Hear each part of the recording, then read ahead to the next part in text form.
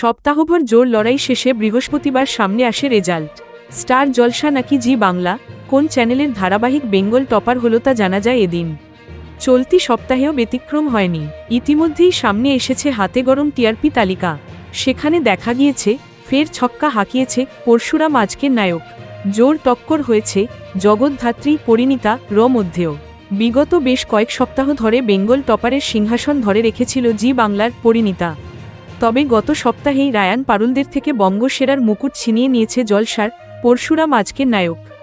এই সপ্তাহেও দেখা গেল একই ছবি।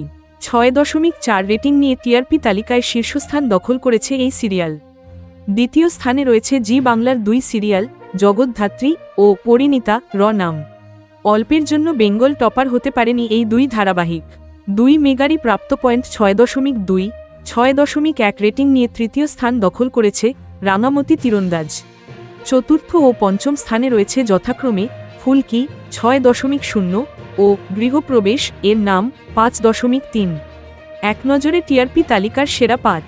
প্রথম পরশুরাম আজকের নাম ৬.৪, দ্বিতীয় জগদ্ধাত্রী পরিণীতা ৬.২, তৃতীয় রাঙামতি তীরন্দাজ ৬.১, চতুর্থ ফুলকি ৬.০, পঞ্চম গৃহপ্রবেশ ৫.৩।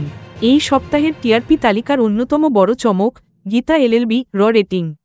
এবার প্রথম ৫-এ জায়গা করে নিতে পারেনি একদা টপার এই সিরিয়াল। ৪.৯ রেটিং নিয়ে স্লট লিডার হয়েছে চিরদিনই তুমি যে আমার। জলসার চিরস্খা পেয়েছে ৫.১, অন্যদিকে কথা পেয়েছে ৪.৯।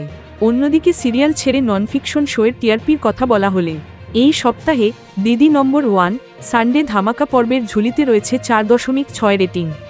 অন্যদিকে ডান্স বাংলা ডান্স পেয়েছে ৩.২।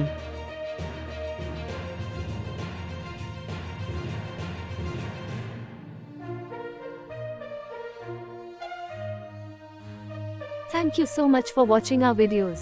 Please do like, share, and subscribe our channel.